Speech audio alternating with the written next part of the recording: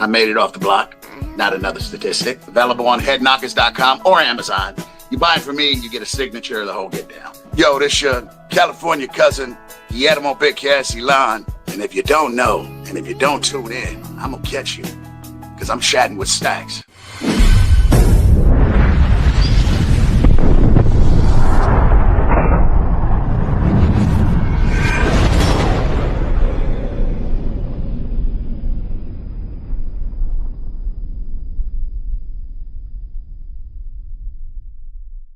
Welcome to this episode of Chatting with Staxx. I'm your host, Bill Staxx, and today I got Big Chaz. Were you riding your bike when you got shot? Yeah. And what happened? Were you riding it? Like, were you actively riding your bike when it happened? I was on the 10 freeway leaving Roadrunner Harley Davidson. I don't want to get too much into it, Staxx, but I was leaving Roadrunner Harley, and I told my guys, I don't like riding with nobody.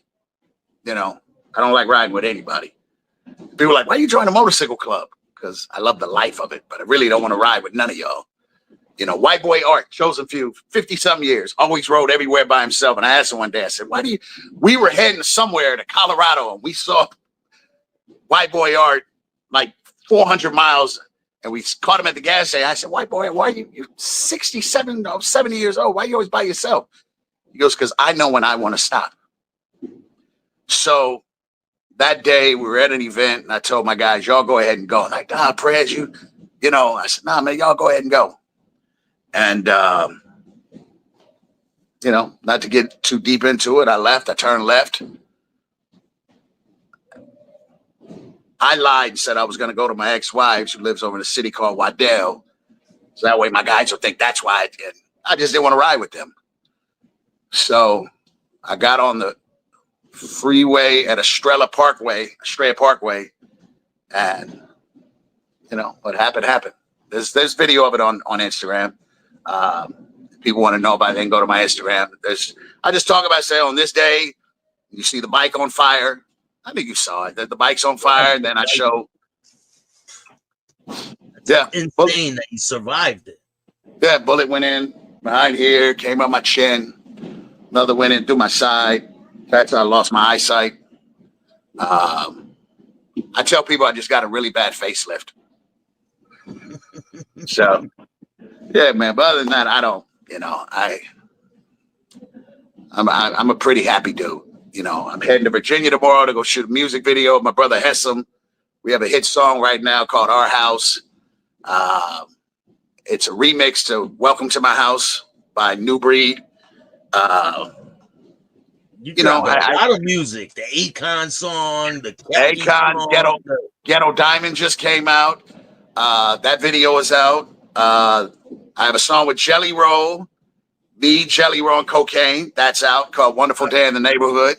How did that come about, the Jelly Roll song? So I met Jelly. Here's what's crazy about Jelly and Struggle Jennings. If you type in, you know, white America loves us some Jelly and Struggle Jennings now. Nothing wrong with that, but give us evenly all the same. You know, Kid Rock gets to sing Sweet Home Alabama, and he's from Detroit. Detroit is as close to Alabama as California to Japan. You know, his dad owned, you know, a Cadillac dealership in an all-black neighborhood. You know what I mean? Kid Rock's first kid was from a black girl. But he now gets to be country, you know, sweet you, Kid Rock. I can't. I'm not even, that's the first time I ever said that. You know, I knew him, I met him, and it just, I don't like the word trying to be black, but he embraced the urban when his hair was in a flat top, and I don't like that you get to play both sides. But anyway, who's never changed up, just America has accepted him, is Struggle and Jelly. If anybody's watching this, type in Haystack Jelly Roll, and you'll pull up a video from the early 2000s, and you'll see two big fat white boys with French braids down to their back, with big white tees, khakis, and Air Force Ones on, claiming gangster disciples out of Memphis. That's Jelly Roll and Struggle Jennings. Struggle Jennings from GD. He's a GD, which means he embraced the black. You know, they were rappers. Yeah. And Jelly opened for Bone Thugs and Harmony. I couldn't tell you how many times. He opened for Tech Nine. Jelly is not an overnight success. I've known of Jelly since 2000. Yeah, you I've know, seen over the years putting in so much work, and Struggle Jennings going to jail. Yes. And I did a deal with Selecto Hits, which is legendary. You know, their great grandfather pressed up Elvis Presley's first records. I think it was 2005. I did a deal with Selecto Hits. I gave him a Bone record. I gave him 3 records, bunch of stuff. And I remember we did a show with Haystack, and I see this guy Jelly Roll was dope, and he was not singing. He was bussing. Struggle Jennings, bananas, can bust. You would not think, like when I listen to Eminem, he sounds like a white boy. No hate on Eminem. I'm not a fan of his, but he sounds like, when I heard Jelly and Struggle, if I closed my eyes, I thought I was listening to J-Dog and Beat Stone, you know? Yeah. But yeah. so Cocaine is my twin. We've known, me and Cocaine have known each other for at least, oh my God, since 92. You know, we've called each other twin, and we've never done a song together. And I just did a song with Chino XL, may rest in peace. That's another one of my twins. We have a song called Church on Time. And me and Cocaine would just always reach out with each other. My phone happened to ring, and it's Cocaine. And he's like, twin, that song is bananas. And I'm like, twin, you know, we've never done nothing. He's like, you're right. And I sent him the beat by Jake Angel. And I said, man, I'm going to try to get Jelly on this. And I had no connection with Jelly. Hadn't seen him since early 2000s. I sent it to somebody else who knew him, and he sent me the verse the next day. I literally think he did it on his bus, because it sounds like he did it on his bus. Yeah. So did the Jelly Roll song, Wonderful Day in the Neighborhood. It's doing amazing. You just showed the picture. I have a new song with Bruno Mars called What You Gonna Do Tonight. How that came about, Big Lee Ford, who used to be partners with Stan Shepard. If you remember, DJ Quick used to always say Shepard Lane. Yeah. Stan Shepard, famous Stan Shepard. His dad was Bunky Shepard, who worked. If you ever get the book, any music person should get the book. You know what's crazy, Staxx? As we talk, I have to be lying, because no person should have been able to do. When I always say my life is, and I don't mean this sound like a martyr, but I've always been just light skinned enough to fit over here, but I'm definitely hood enough to be from where I'm from. But when I tell these stories, even sometimes I catch myself and go, that's saying, you can't make this up. I got shot in 2000. I'm in a wheelchair. I'm at Backroom Studio in Glendale, recording my own album with my own dirty money. And Lazy Bones behind me, Ice-T's behind me. That picture, right? See that picture with Ice-T up top and Lazy Bone? Yeah. Do you notice what I have on? Yeah, the jail suit. Thank you. Just got out. Just got out. Yeah. And back then, you used to leave with your jumpsuits. You know, if you didn't have no dress outs, and I came home broke. You know, selling drugs is not a payoff, because I came home with $83. I had gate fee money, which was $65, and then I think I had some money what I sold when I was leaving. Anyway, I'm at the studio. They say, Stan Shepard wants to meet you. Stan Shepard comes. He offers me like $75,000 that night. I'm like, bro, I got 75 in that gray briefcase. Everybody, you ask Battle Cat, because I've known Battle Cat since I was 10, 11 years old. I used to always carry this metal briefcase, and I had a pistol and it had dirty money in it. Bought my first house with that briefcase, paid for all my music stuff. I've never been signed to a record deal. And he offered me a deal. I said no. His partner was Lee Ford, who's a reputable red rag. We became the best of friends, called me little brother, and he knew a guy that was working with Bruno Mars, when Bruno Mars was just a Mexican dude living in Vegas, which a lot of people, they think he's Hawaiian. He's actually Mexican. He had some unreleased music from Neo and some unreleased music from Bruno Mars. Acapellas. This is when these guys were, because Neo's from Vegas. And Bruno Mars was trying to make it in Vegas. I think he was working in Vegas or something, but he was not Bruno Mars. I probably had that verse for a few years. Finally put it to that 112 track. We sent it to his manager, and it got cleared, and the song is out. What you gonna do tonight? Wow. So, yeah, I don't, this is my last album. It's called Born and Raised. It's got a few country urban joints. I'm not trying to follow. I do, I've got, where's that? How many albums do you have? I put out Thunderdome, Going Head Up, Hood Hits, Last Round. And if you look, all my albums are named after fighting. Thunderdome, Hood Hits, Going Head Up, Last Round, Undisputed. I've only put out like 7 albums. The rest have been like, mixed things that I've done, me and Lazy Bone, but this is my last album. I did a one-off deal with Empire, then my catalog. These songs are going on there. I have a song with a new artist by the name of Pilot Two Hill that I produced with Dame Grease that has Sia, famous Sia, Chandelier singer. I have a song with Max B, because everybody knows if you type in who owns the Tupac Masters, type it in, you'll see an interview with Steve Lobel and Molly Maw, the producer Molly Maw. And he says a cat by the name of Cash, Rolling 60s, had about 100 something, 50. I bought 50. That's how that Pac's Life album was able to happen. This is another one of those moments people, oh yeah, whatever. I remember some dude called me a bitch.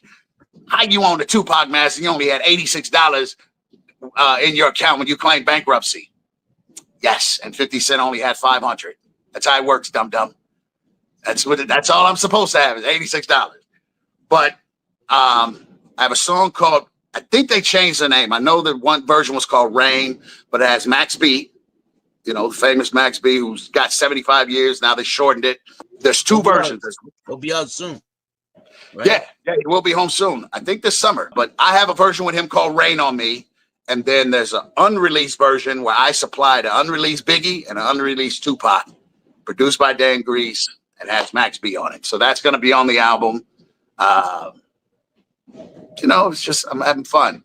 I'm never going to perform. It's never going to happen, ever. You're never going to see me on a stage.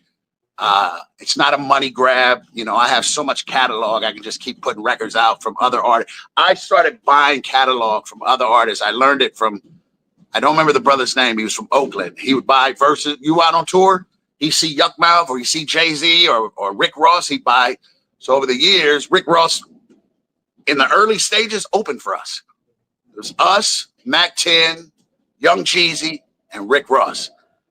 And if Cats had some, I'd buy a verse off. If they had something they did already, I'd buy. So my catalog is extensive. That's wild. Yeah, man. So I've just had fun with it, man. I very rarely, with the last of doing Sway, I haven't done a podcast a couple years. I think it's been 2 years since I did Holden Court. And I'm glad we finally got to knock this out, man. Me too, man. And you're welcome back here anytime. Yeah, we'll see if there's any interest. But don't worry, I'm gonna leave the interview up.